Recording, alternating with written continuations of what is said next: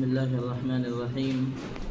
العاشر عن انس رضي الله عنه عن رسول الله صلى الله عليه وسلم قال: يتبع الميت ثلاثة أهله وماله وعمله فيرجع اثنان ويبقى واحد يرجع أهله وماله ويبقى عمله. متفق عليه. حضرت انس رضی اللہ عنہ سے مروی ہے کہ رسول اللہ صلی اللہ علیہ وسلم نے فرمایا، میت کے پیچھے تین چیزیں جاتی ہیں: اس کے گھر والے، اس کا مال اور اس کے اعمال. بس دو چیزیں لوٹ آتی ہیں اور ایک چیز باقی رہتی ہے. اس کے گھر والے اور اس کا مال لوٹ آتے ہیں اور اس کے اعمال باقی رہتے ہیں. اللہ کے نبی صلی اللہ علیہ وسلم نے ایک بڑی حقیقت کا یہاں اظہار فرمایا ہے اور انسانوں سے یہ مطالبہ کیا ہے کہ انسان اس دنیا میں رہتے ہوئے آخرت کی ترغیب یعنی آخرت کی زیادہ رغبت رکھے. اس دنیا میں انسان کا جو وجود ہے یا انسان کو جو برپا کیا گیا ہے وہ محض ایک مدت کے لیے اور ایک مختصر وقفے کے لیے، آزمائش کے لیے، امتحان کے لیے. اللہ سبحانہ و تعالیٰ انسانوں کو یہاں برپا کر کے یہاں دیکھنا چاہتا ہے کہ کون اللہ سبحانہ و تعالیٰ کے اصول و قوانین کو مانتا ہے، کون اس کے احکام کی اتباع کرتا ہے، کون صحیح اعمال بجا لاتا ہے، کون کفر و نفاق اور شرک اختیار کرتا ہے، کون برائیوں میں ملوث رہتا ہے، کون شیطان کے راستے پر چلتا ہے، کون اللہ کے نبی صلی اللہ علیہ وسلم کے بتائی ہوئی ہدایات پر چلتا ہے. تو انسان جب مر جاتا ہے تو انسان کے پیچھے تین چیزیں جاتی ہیں: اہلہ و مالہ، اہل و عیال اور مال. یہاں مال کا ذکر اللہ کے نبی صلی اللہ علیہ وسلم نے کیا ہے تو کسی انسان کے دل میں یہ سوال اور اشکال پیدا ہو سکتا ہے کہ مال تو نہیں جاتا ہے. ہم لوگ دیکھتے ہیں میت مر جاتی ہے تو مال تو نہیں جاتا ہے، لیکن یہ عرب کے دستور کے مطابق اللہ کے نبی صلی اللہ علیہ وسلم کا کلام ہے. یعنی اللہ کے نبی صلی اللہ علیہ وسلم نے جو بات کہی ہے وہ اس لیے کہی تھی کہ عرب میں ایک دستور تھا کہ جو مر جاتا تھا اس کا مال بھی اس کے پیچھے لے کر جاتے تھے.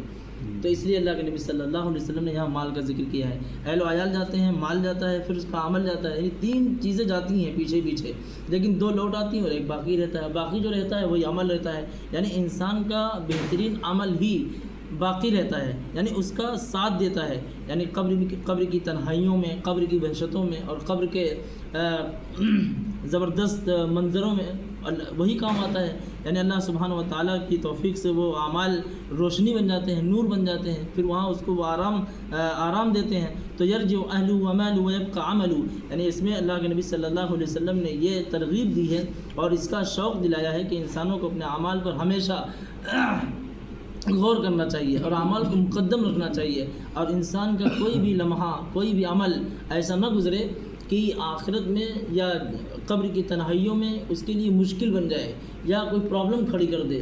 انسان کو اس دنیا میں رہتے ہوئے آخرت کی ترغیب دلائی ہے کہ انسانوں کا صرف عمل ہی باقی رہتا ہے جو انسانوں کے کام آتا ہے. اور اس کا اظہار اللہ کے نبی صلی اللہ علیہ وسلم نے دوسرے موقع پر بھی کیا ہے. اور قرآن کی آیتیں اس کا بار بار اظہار کرتی ہیں کہ تمہاری جزا بما قدمتم، جو تم پیش کرو گے وہی تم کو دکھے گا. ابھی جو صورت پڑھی گئی وَمَن يَعْمَلْ مِثْقَالَ ذَرَّةٍ خَيْرًا يَرَهُ وَمَن يَعْمَلْ مِثْقَالَ ذَرَّةٍ شَرًّا يَرَهُ.